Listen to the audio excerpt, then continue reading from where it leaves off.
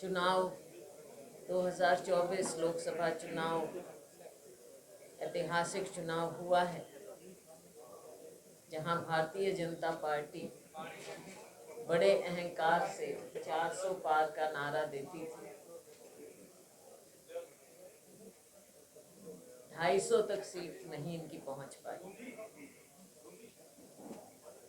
10 साल में जो इन्होंने लोगों के सामने बातें रखी, लोगों का विश्वास जीता नहीं, विश्वास तोड़ा है। चुनाव के नतीजे साफ तौर पर ये संदेश दे रहे हैं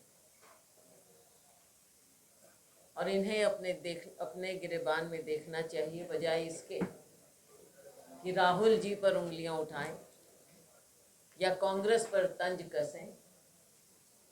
पहले ये अपने आप से पूछें कि इन्होंने देश का विश्वास क्यों नहीं जीता,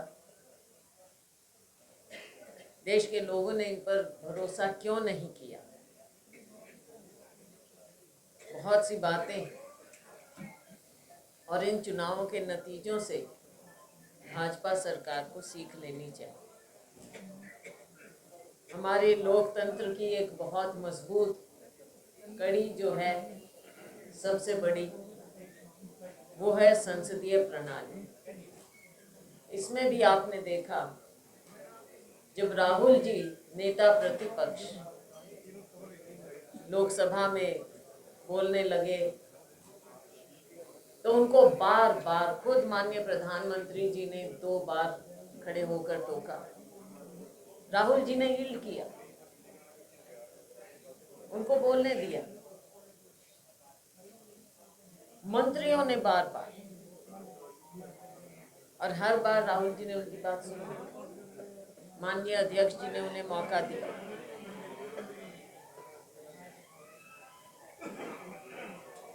लेकिन जब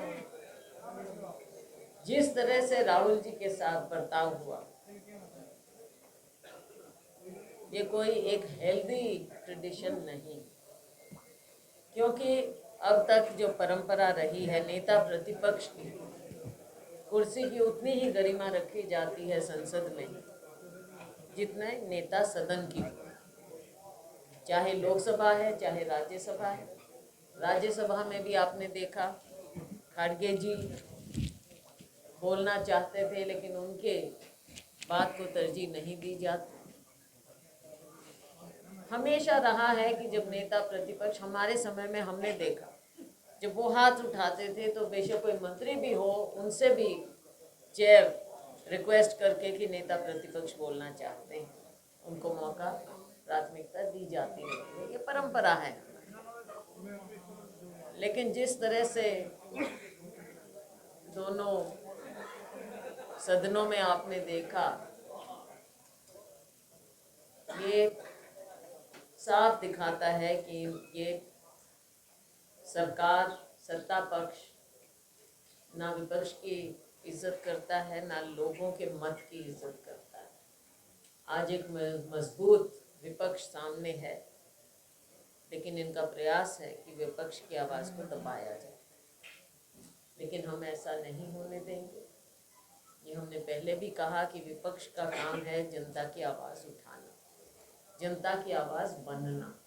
इसीलिए विपक्ष की भी जगह होती है। तो आने वाले समय में हम चाहेंगे कि सरकार सबके साथ मिलकर, सबका सहयोग लेकर सदन चलाए, और ये जिम्मेवारी सत्ता पक्ष की रहती है। सहयोग लें तो सहयोग दिया जाता है। आगे बजट सत्र आएगा, हम उम्मीद करते हैं कि सत्ता पक्ष दोनों सदन ढंग से चलाए और लोगों की आवाज़ को दबाने का प्रयास ना करें।